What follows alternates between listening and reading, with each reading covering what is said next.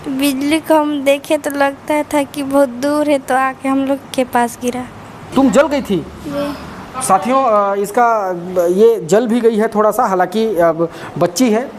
जला हुआ शर्ट मैं आपको ज़रूर दिखा सकता हूँ। कुछ व्यवस्था जैसे तड़ी चालक के रूप में क्या वो नहीं होना चाहिए आपके हिसाब से? बताइए। होना चाहिए, है होना ना? चाहिए। शासन को क्या है कि कुछ सुरक्षा उपाय करना चाहिए। सुरक्षा उपाय के हिसाब से अगर देखा जाए तो तड़ी चालक जो आता है स्कूलों में उसको लगाना चाहिए। तड़ी चालक लगा रहेगा तो कम से कम बिजली गिरने की संभावना नहीं रहेगी। बिल्कुल, बच्चे सुरक्षित रहेंगे। हमारे बीएमओ डॉक्टर अजीत दीवान सर के निर्देश में जो है तत्काल इन लोगों का उपचार किया गया और चारों बच्चियां जो है सुरक्षित हैं और खतरे से बाहर हैं। साथियों नमस्कार, जय जोहार, जय छत्तीसगढ़, जय प्रतापपुर। मैं कौशल किशोर आपके समक्ष प्रस्तुत हुआ हूँ। आप देखना शुरू कर चुके हैं रिपब्लिक सरगुजा। हमारे साथ हैं कैमरामैन पवन प्रेमी। साथियों अब बरसात का सीज़न प्रारंभ हो चुका है और बरसात का जैसे ही सीज़न आता है, मानसून आता है, तो मानसून के साथ कई सारी चीज़ें भी आती हैं, प्राकृतिक आपदाएं भी आती हैं और प्राकृतिक आपदाओं से ही जुड़े आकाशीय बिजली भी एक बहुत बड़ा संकट बन कर के सामने आता है। उसी का खबर मैं आपको बताने जा रहा हूं और कुछ दिखाने भी जा रहा हूं। हमारे प्रतापपुर ब्लॉक अंतर्गत ग्राम पंचायत बैकोना में एक माध्यमिक शाला बैकोना का यह घटना है। घटना कुछ इस प्रकार से है कि 4 छात्राएं होती हैं जो अपने स्कूल में, अपने शाला में स्कूल में पढ़ने जाती हैं और जब बरसात हो रही थी तो उस दरमियान आकाशीय बिजली गिरती है और उस बिजली के दरमियान 4 बच्चियां उसके चपेट में आ जाती हैं। साथियों हालांकि बच्चियां स्वस्थ हैं, अभी प्रतापपुर सामुदायिक स्वास्थ्य केंद्र में उनको इलाज के लिए भर्ती कराया गया है। सामुदायिक स्वास्थ्य केंद्र प्रतापपुर बीएमओ अजीत दीवान के नेतृत्व में उनका इलाज बहुत अच्छे तरीके से किया जा रहा है और बच्चियां स्वस्थ हैं। हमारी मुलाकात उनसे हुई है, हम अभी आपको भी उनसे रूबरू कराएंगे। साथियों हमसे इस विषय पर बातचीत करने के लिए दीपक चंद मित्तल मौजूद हैं, वरिष्ठ पत्रकार हैं और इनसे बेहतर और कौन बता पाएगा। कई बार इसको अपने प्रिंट मीडिया में कई बार उजागर किए हैं और आज इनसे भी पूछ लेते हैं एक बार और। दीपक जी, सबसे पहले आपका स्वागत है हमारे रिपब्लिक सरगुजा यूट्यूब चैनल पर। और सबसे पहला प्रश्न छोटा प्रश्न ही है लेकिन उसका जवाब भी आपको एकदम शॉर्टकट में देना होगा। पहला चीज़ तो ये कि जो ये प्राकृतिक आपदाएं हैं ये किसी प्रकार का किसी का इसमें कोई दोष नहीं है, ना ही शिक्षक का, ना ही शासन का, ना ही प्रशासन का, और ना ही ये तो प्राकृतिक हैं, ये होना स्वाभाविक है। अगर मानसून आया है तो मानसून कई सारी चीज़ों को लेकर के आता है। तो अगर ऐसी परिस्थिति हो रही है निर्मित, तो इसके लिए इसके रोकथाम के क्या उपाय हैं ताकि बच्चे भी सुरक्षित रहें, शिक्षक भी सुरक्षित रहें? देखिए क्या है कि स्कूलों में अक्सर इस तरह की घटनाएं होती रहती हैं। पिछले वर्ष भी हुई थी घटना बिजली गिरने की। बिल्कुल।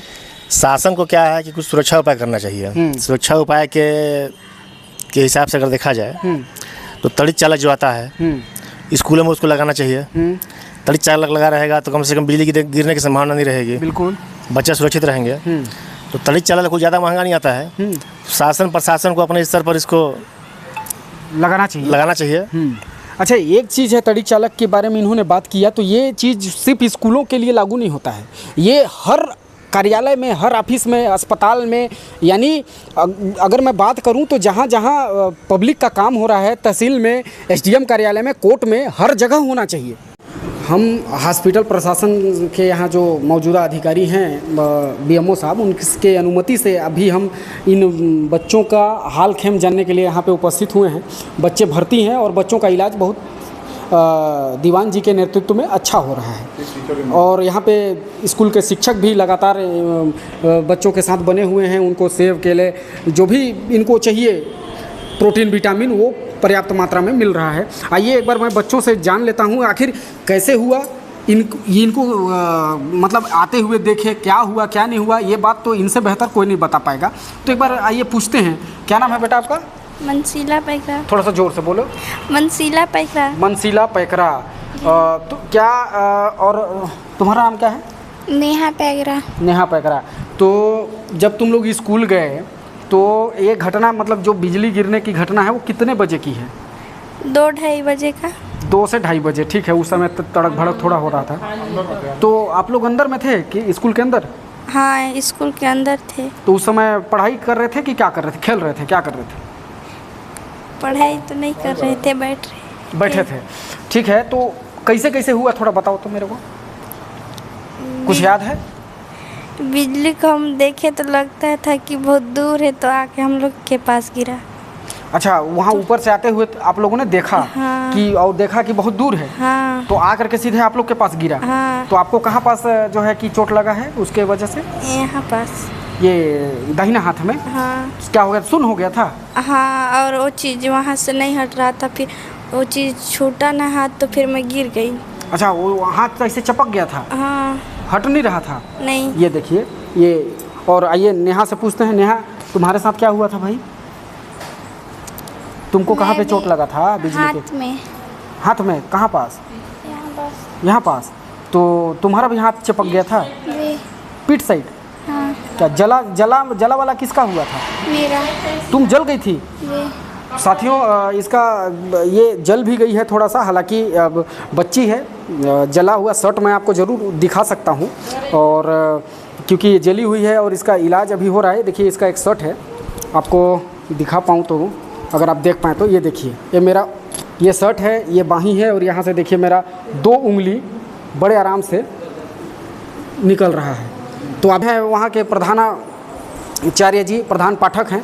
और सर, जब बच्चों के साथ ऐसा घटना हुआ तो आप कहाँ पे मौजूद थे? जी, मैं कक्षा 6वीं में बच्चों को अध्ययन कराने के लिए जी बैठा था, और वहीं पर बच्चों को बोला कि ले आओ बुक पढ़ाते हैं। जी। इसके तो- बाद 2:30 बजे का ये घटना है लगभग। अच्छा। तो बच्चे वही 7वीं क्लास में थे, 7वीं क्लास में हुआ घटना, और 6वीं क्लास में मैं था। अच्छा, तो जब घटना हुआ तो उसके कितने देर उपरांत आप अस्पताल बच्चों को तत्काल ले आए? मैं तत्काल वहाँ से एकदम डायल किया इसको, 108 को, और वहाँ फिर तत्काल वो लोग वहाँ से भी आ गए। अच्छा सर, तो 15 मिनट बाद। आपने अपने उच्च अधिकारियों को, जैसे बीओ हो गए, जी, है ना, और भी जी जी तमाम प्रकार जी, के स्टेप बाय स्टेप होते हैं, तो सबको क्या आपने सूचना कर जी दिया? मैं बीआरसी साहब को फ़ोन किया, तो बोले तत्काल। मैं किसी को, अभिभावक लोग को भी उस समय मैं कहा कि अभी तत्काल इनको हॉस्पिटल पहुंचाना सबसे पहला फर्ज होता है, ताकि उनका इलाज हो सके। जी यहाँ जी, बहुत बहुत धन्यवाद आपका। अब हॉस्पिटल के एक विनोद भाई से हम लोग चर्चा कर लेते हैं कि कल से जो है बच्चों का जो ट्रीटमेंट चल रहा है, इन लोग कितने किस प्रकार से चोटिल थे, घायल थे, क्या थे, जो भी आप लोगों को जानकारी मिला आप तो देख ही लिए, लेकिन इनसे पूछते हैं कि इनको ट्रीटमेंट में क्या क्या मिला, और आगे भी आने वाले समय में अभी इनको और क्या क्या दिया जाएगा। विनोद जी, कल 3 बजे का लगभग ये घटना है जो है, चारों बच्चियां जो है दर्द से कराते हुए जो है आई थी यहाँ। जी लेकिन हमारे बीएमओ डॉक्टर अजीत दीवान सर के निर्देश में जो है तत्काल इन लोगों का उपचार किया गया, और चारों बच्चियां जो है सुरक्षित हैं और ख़तरे से बाहर हैं। चूँकि आए थे उस टाइम थोड़ा सा इन लोगों को परेशानी थोड़ा हो रहा था, दर्द वगैरह थोड़ा ज़्यादा था, वीकनेस वगैरह था, लेकिन जैसे ट्रीटमेंट चला उसके बाद थोड़ा सा नॉर्मल हो गए बच्चे लोग, और अभी इन लोग स्वस्थ हैं, एकदम बिल्कुल स्वस्थ हैं। तो अभी इनको रखा जाएगा या फिर छुट्टी कर दिया जाएगा? अभी इनको रखा जाएगा, और शाम को जैसा भी होगा जो है स्थिति देख अनुसार। करके स्थिति अनुसार इनको डिस्चार्ज कर दिया जाएगा। जी जी जी। तो हमारे विकासखंड के शिक्षा अधिकारी महोदय भी यहाँ पे मौजूद हैं, इनसे भी पूछ लेते हैं। सर, ऐसी आपदाओं के लिए रोकथाम का क्या उपाय हो सकता है, जरा आप बताइए तो। देखिए, विद्यालय में एहतियातन तौर पर हमने सबको प्रशिक्षित करके रखा है, टीचरों को, बच्चों को भी, है ना, कि प्राकृतिक आपदा इस तरह से अचानक हो तो हमको क्या करना चाहिए। लेकिन ये तो अचानक घटने वाली प्राकृतिक हाँ, घटना ये इसमें है ना? किसी का कोई दोष नहीं है। देखिए, तो इसमें हुआ क्या कि त्वरित एम्बुलेंस को कॉल किए, 108 आ गई, 15 मिनट के अंदर आ गई, है ना। तो उनको धन्यवाद देना चाहिए, इतनी अच्छी व्यवस्था शासन की। और आधे घंटे के अंदर बच्चे हॉस्पिटल में थे, उनको तुरंत ट्रीटमेंट शुरू हो गया, है ना। और 1 घंटे के अंदर पता चला कि बच्चे सब ठीक हैं, स्वस्थ हैं, कोई ज़्यादा दिक्कत नहीं है। तो वहाँ पे ऐसा कुछ व्यवस्था जैसे तड़ी चालक के रूप में क्या वो नहीं होना चाहिए आपके हिसाब नहीं, से? बताइए। होना चाहिए, है होना ना? चाहिए। क्या है कि सर, अब अभी वहाँ पे तो देखिए भाई, बच्चे ही नहीं हैं, वहाँ पे टीचर भी तो है ना। टीचर भी अपना भाई पढ़ा रहा है, तो उसका भी तो जान है, उस टीचर के भी बच्चे हैं, उसका भी परिवार है, तो कहीं ना कहीं एक लगाव जो है बहुत लंबा चौड़ा है। तो उसके लिए तो ये स्कूल की बात नहीं, मैं हर विभागों की बात कर रहा हूँ, सभी कार्यालयों में होना चाहिए कि नहीं होना चाहिए? होना चाहिए। जी। ऐसी घटनाओं से हमको सबक मिलता है कि हम अब मांग भी करेंगे शासन से जी कि स्कूलों में ऐसी व्यवस्था की जाए। जी। तो यहाँ पे आपने देखा कि बीओ सर हैं और प्रधान पाठक जी थे, हमारे दीपक चंद मित्तल जी थे और विनोद भाई जो कि हॉस्पिटल में उनके देख रेख में विनोद भाई के देख रेख में जो है इसका इलाज बच्चों का चल रहा है। मैं और शासन से मैं मांग करता हूँ कि वहाँ सभी स्कूलों में सभी विभागों के कार्यालयों में इस टाइप का व्यवस्था बनाया जाए कि बिजली का संकट पूरी तरह से समाप्त हो जाए। अगर उन बच्चों की आवश्यकता अनुसार उन्हें कुछ सहयोग जरूर प्रदान करें ताकि उनका इलाज और भी अच्छे तरीके से किया जा सके। धन्यवाद।